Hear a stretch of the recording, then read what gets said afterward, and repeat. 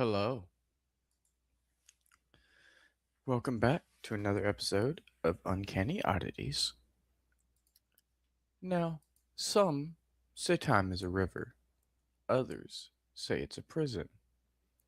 But what if it's something else entirely? What if time is a ritual? Tonight, we're going to unroll the calendar, not to count the days, but to decode the spells hidden within them.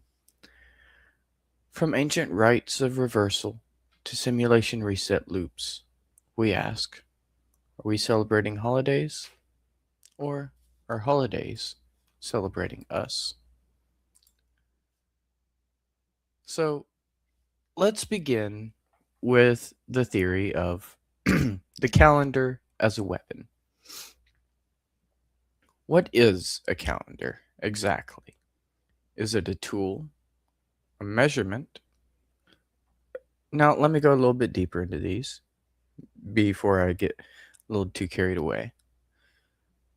Is it a tool, such as, used to tell time, as the calendar? It's a tool used to help us remember what time of year it is and when certain holidays are and stuff like that? Or is it simply a measurement of time? Because as we cross each day in the calendar, we cross off another day that is past and get ready for the next new day. Or is it a spell book disguised as a planner? The Romans, they knew this. And so did the Babylonians. The calendars weren't just lists of dates, they were blueprints for power. Each holy day, or holiday, aligned with a moon, a sun, a harvest, or a sacrifice. They weren't celebrating birthdays, they were binding reality. Saturnalia, Baltain, Samhain. I always want to call it Samhain, but it's technically pronounced Samhain, even though that doesn't make any sense to an English brain, but English doesn't make any sense to begin with, so there's a bit of a conundrum there, anyways. And Lemuria. Yep, the originals. Now, ancient days that demanded blood, fire, masks, and silence. So ask yourself, if the calendar started with fire and sacrifice, when did it become fireworks and candy? Maybe it didn't. Maybe we just forgot what we were doing. And then we should talk about the festival that ate the god. Let me tell you a story. A long time ago, there was a holiday called the Feast of the Twisted King.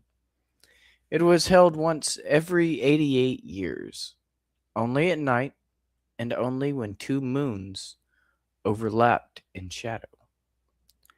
On that night, masks were worn, but not just to hide, also to summon. The Twisted King was not human. Some say he was a god of reversal. Others say he was a virus within the simulation, a fragment of chaos that needed worship to stay alive. Kind of like the gods in American Gods.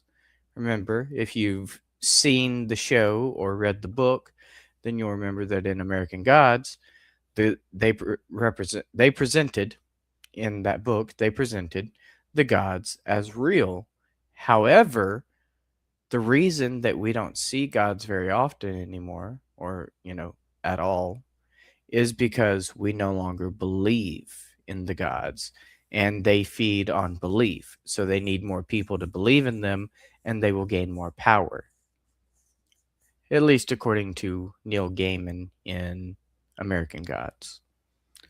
But anyways, I digress. They say one year the revelers danced for too long, The masks stayed on far too late, and the Twisted King stayed behind. We call it Carnival now, or Carnival, depending on your region or dialect, I suppose. We throw beads, you know, it's kind of like Mardi Gras. But if you look closely during the parades, one of the masks never blinks, never breathes, and never leaves. So, the next thing we have for you tonight is Thanksgiving's forgotten debt. They say Thanksgiving is about gratitude. A peaceful meal, a table full of food. Okay? There's, but no one talks about the plate for the dead. There's an old Appalachian ritual passed down quietly, like trauma. Every year, families would set out an extra plate at the table for the stranger, as they said, not out of kindness, but out of necessity. Because once they forgot, and the next morning, half the town had vanished. No doors broken, no signs of struggle, just empty homes, and a chair still pulled out, as if someone had been sitting there. He comes to eat, and if there's no place for him, he takes a place for himself.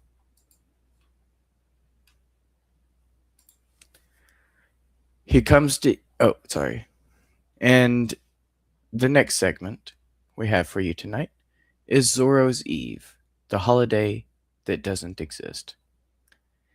Here's one I bet you haven't heard of, a holiday that isn't even real, or wasn't supposed to be. It's called Zero's Eve, a myth, a fragment, a slip. The story goes like this. Every New Year's Eve, we do the countdown like usual. 10, 9, 8, all the way.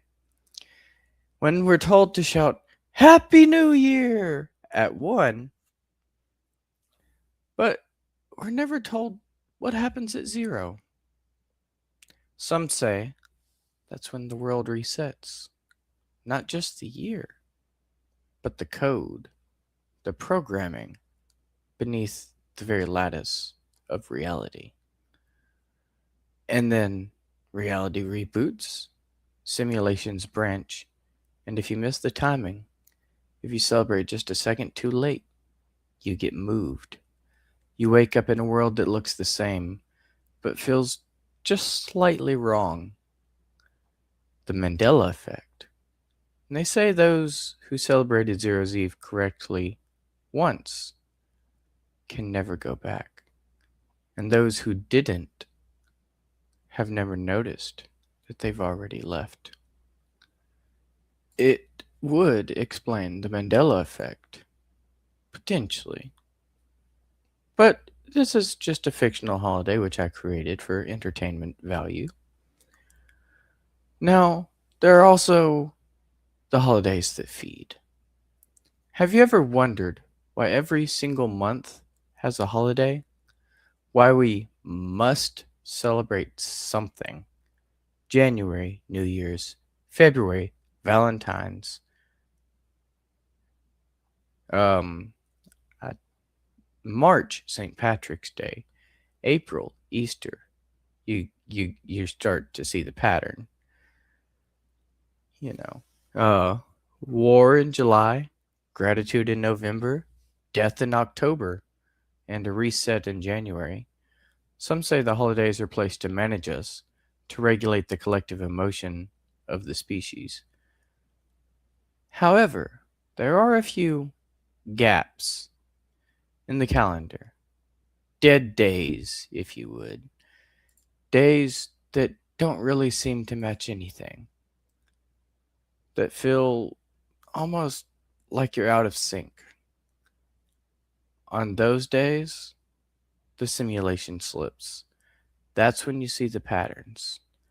The Eye of Ra, the 8, the 0, the snake eating itself, the Ouroboros, the clock that ticks backwards, like Alice in Wonderland, and the light that doesn't cast a shadow. And we all know what that light is, and we all know where it comes from. So, the next time you create a holiday or celebrate a holiday, because, admit it, we've all created a holiday here and there, haven't we? But next time, ask yourself, who started this ritual? And if it was you, why did you start this ritual? What was it meant to bind? And what happens if you just don't participate? The calendar may be a prison, but inside it, there are keys. This has been Uncanny Oddities. And if you feel deja vu after this episode, it's because you've already heard it in the last cycle, in the last universe, and on the last Zero's Eve, before you slipped into this universe. Until next time, watch the clock, watch the mirror, and never forget the holiday they erased.